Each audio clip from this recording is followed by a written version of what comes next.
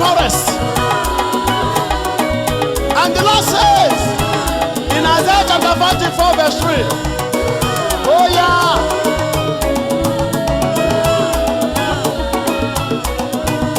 floods upon the dry ground, I will pour my spirit upon your offspring and my blessing upon your descendants. Yes, in Mark chapter 1, immediately after the baptism of Jesus Christ of Nazareth, the carpenter of Galilee, the miracle working God, the heavens opened, and the Holy Spirit, like a dove, came upon Jesus and dwelt with him. Nduru Chineke bịawa, nduru na-agbanwe mmadụ, nduru ọrụ ebube, nduru na-agwọ ọrịa, nduru, oke nduru bịawa n'isi mụ na gị n'aha Jizọs.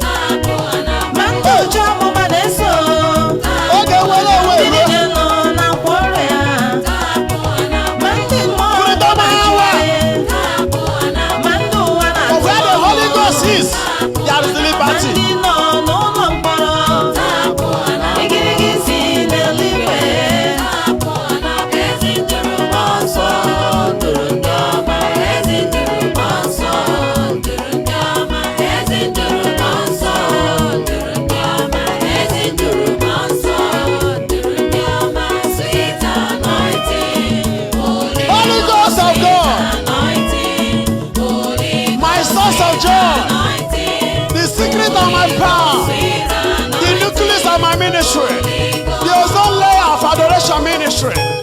Hey, the pilot of my life, the driver of my life, the landlord of my being.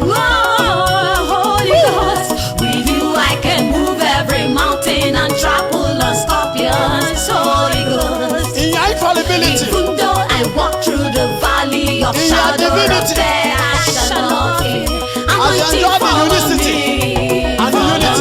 Holy Ghost, follow me, follow me. Anointing, follow me, follow me. Power, follow me, follow me. Sweet anointing, Holy Ghost. We can't do without you. Holy Ghost, sweet anointing. Ever dependable, ever reliable, ever honorable.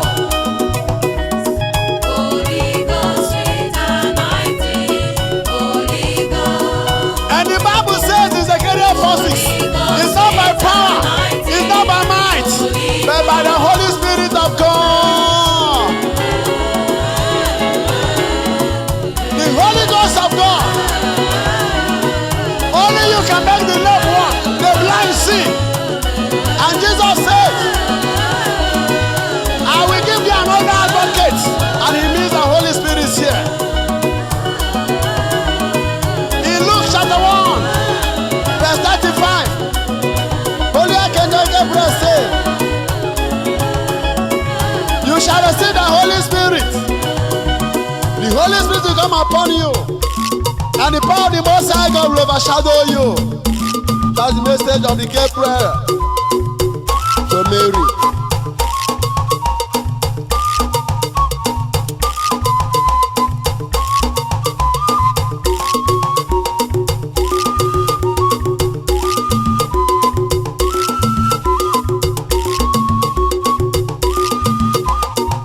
Ibe mara anyị Chukwu, biko gbaghara, were ọmịiko n'obi ebere gị gbaghara anyị. We plead your clemency, your mercy, and your forgiveness at this hour. Even as your people confess their sins, Father, forgive both intergenerational, generational, even ancestral iniquities. In the name of Jesus. Ekpere mgbahara, ome nke ime ebere.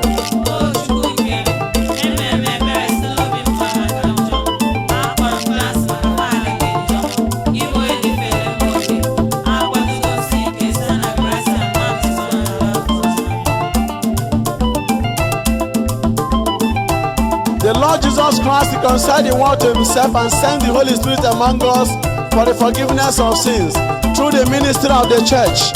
May the Lord grant you pardon and peace and absolve you from all your sins in the name of the Father and of the Son and of the Holy Spirit. Any family under curses or their effects following them be released